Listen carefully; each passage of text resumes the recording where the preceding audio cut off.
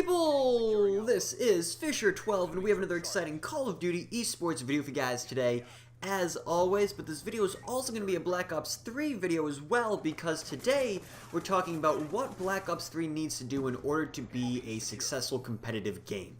So as it stands right now, I think Call of Duty eSports is in, or I should say on, an upward trend. I would say we kind of had a little hiccup with Modern Warfare 3. Black Ops 2 definitely brought it back. We kind of leveled out with Ghosts.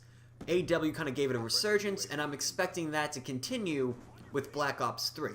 Now, with that said, I think that there are some things that are necessities. They absolutely need to be in this game. No questions asked, no ifs, ands, or buts. These are things that this game needs to have in order for it to be successful. Or at least most of these things are. So half of this is going to be a wish list, half of this is going to be communally agreed upon features, we'll say. So let's get right on into it. Our first one, LAN support.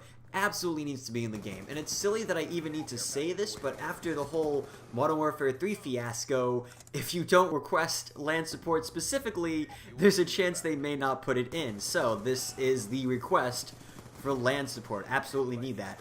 Second must-have, some sort of caster or spectate mode. Very similar to what we saw in AW and Black Ops 2. Those were great. They should take the good things about those and just simply fix the bad things. So the bad things I think they need to fix is the color scheme. It's super confusing what team you're looking at and what team is in the lead for this game, but what team is in the lead for the map count. It would be great if you could go in, you know, this would just be for caster mode. You go in and you say, okay, let's say it's Optic Gaming versus SB. Okay, we're going to make SB purple, and we're going to make Optic Gaming green, and that's it. And, like, those colors change just simply based off the teams that are playing. The second thing that I think they should add is the ability to show player stats during the game. So if you look in the Advanced Warfare caster mode, if you press like select, it will cycle through like the player's classes and then his perks and then his score streaks. It would be great if you had something like that, only it brought up how the player was doing that game. Just some brief stats like he captured this many hardpoints, he has this many assists, he has this much time on the hardpoint, you know, he's captured this many dom flags, he's scored this many uplinks, this is his shooting percentage.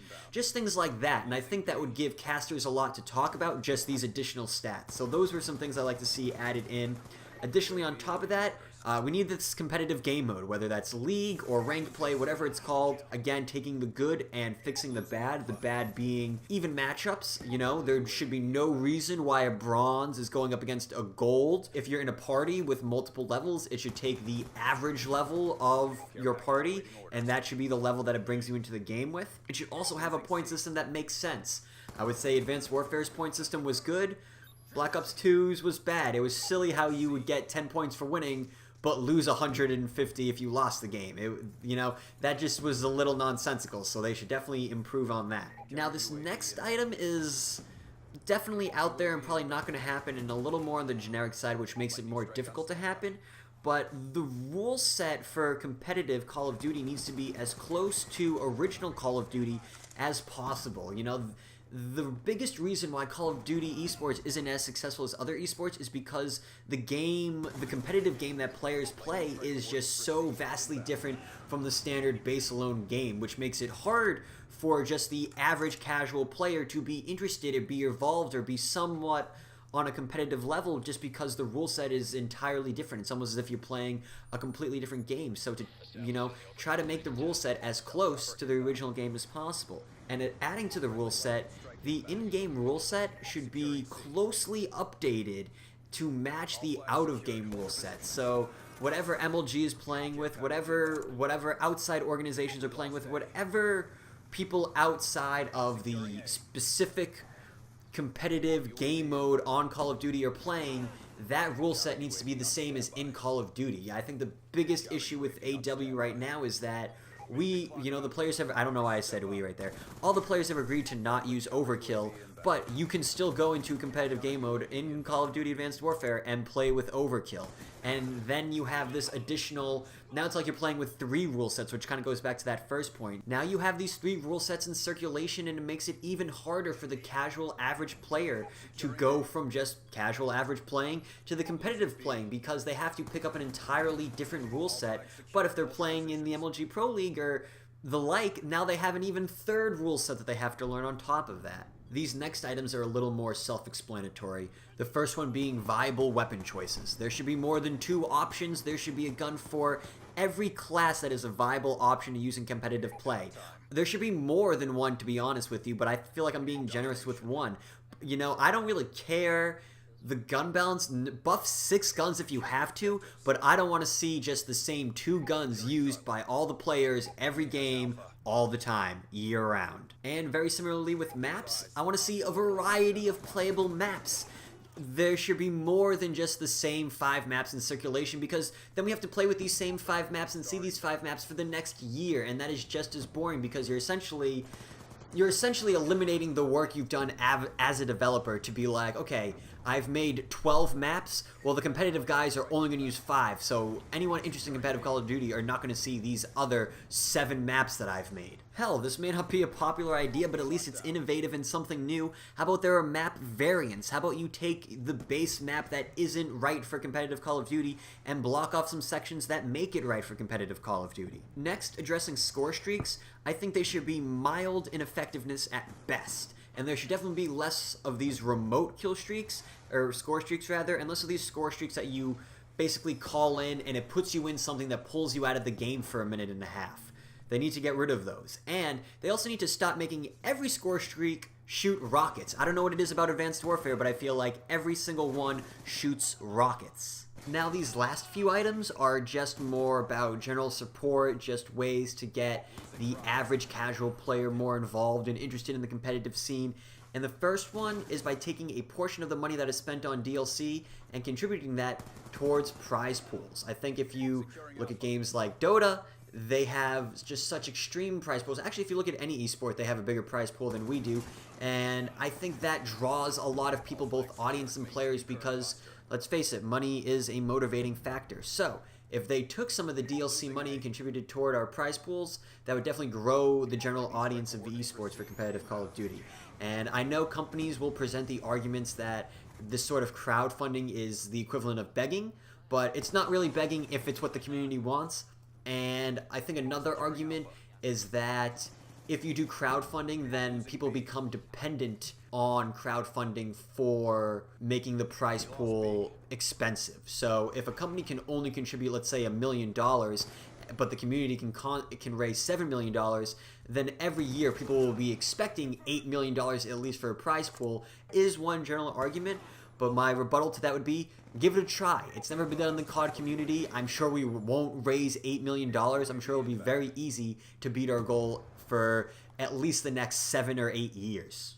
And they don't even need to do this for every DLC if they don't want to. I would be happy if they released a specific esports DLC, you know, that comes with camos, player cards, emblems of like the pro team logos. Another thing they can do, just thinking about something that they've already announced, this whole safe house idea, where there's a computer and you can access the wiki. Why don't you make information about the esports scene available? Have like the league match statistics and results posted on a poster or something, or posted on a website on the computer in the safe house. Find some way to incorporate what is going on in the esports scene into the actual game. I think Sledgehammer did a really good job with the message of the day. If anything big happened in the competitive scene event-wise, it would show up in a message of the day on Advanced Warfare. This next one I saw on Reddit, the ability to rename yourself in a private match on LAN. Because it's a little frustrating if you're watching an event and they have the wrong player names up on the screen. You know, it says Aches because that's the profile they picked, but it's not actually Aches playing because the person that is playing didn't have their profile on that Xbox, so they're not playing as themselves. I think also it's unprofessional to have that as well. It would be much more professional, to say the least, if every player had their name stylized correctly for every event. I think IP masking is another must. This is the 21st century. Swatting, DDoSing, and the like. These are real threats. These are real things that happen, and it's good for my protection as a player, of someone who is purchasing your game, Activision and Treyarch, and it's good for your integrity of your game if you just mask my IP. And I know it's not hard to do. I'm a computer networking major. I know that it's very easy to block your IP from the public internet space. And lastly, this may seem like a small thing, but I think it would be extremely beneficial for the competitive scene, if Treyarch came up with callouts for everything on every map and had it appear under the mini-map as you're playing and have it change as you go to new locations in game. You know, I think you guys get what I'm trying to say. So like, for example, if we're playing on Biolab Uplink or whatever, and we're in Biolab, it says Biolab under the minimap. If we go into purple, then it changes to purple. That way, it helps players become more familiar with the callouts, it helps them learn the callouts, and then also, if you switch over to competitive game mode and you don't know the callouts will be right there under the minimap and easily accessible for you, so you're not a noob compared to the rest of the other players. So I know that was kind of a long list, but I don't think anything on that list is unreasonable or out of reach of Treyarch, and I would be an extremely happy camper if they incorporated even half that list. But if they incorporate all of that list, I think Black Ops 3 will be an extremely successful competitive title. I mean, I have faith in Treyarch that they'll seek out the right resources if they're not already to make sure that the competitive side of their game is top-notch. But I'm really curious to hear what you guys have to say. Do you guys agree with my list? Do you disagree with my list? Are there things you would add, something you would take away? Let me know in the comments down below, guys. And that will unfortunately bring us to the end of this video. So if you enjoyed it, make sure to give the video a like and subscribe to the channel if you're new. Make sure to follow me on Twitter at FisherTwelve, same as the channel name, linked down in the description alongside a link to my live stream over at twitch.tv/FisherTwelve, where I live stream Tuesday through Thursday at 8 p.m. Eastern Standard Time. Hope to see you guys there. Hope you enjoyed the video, and take care.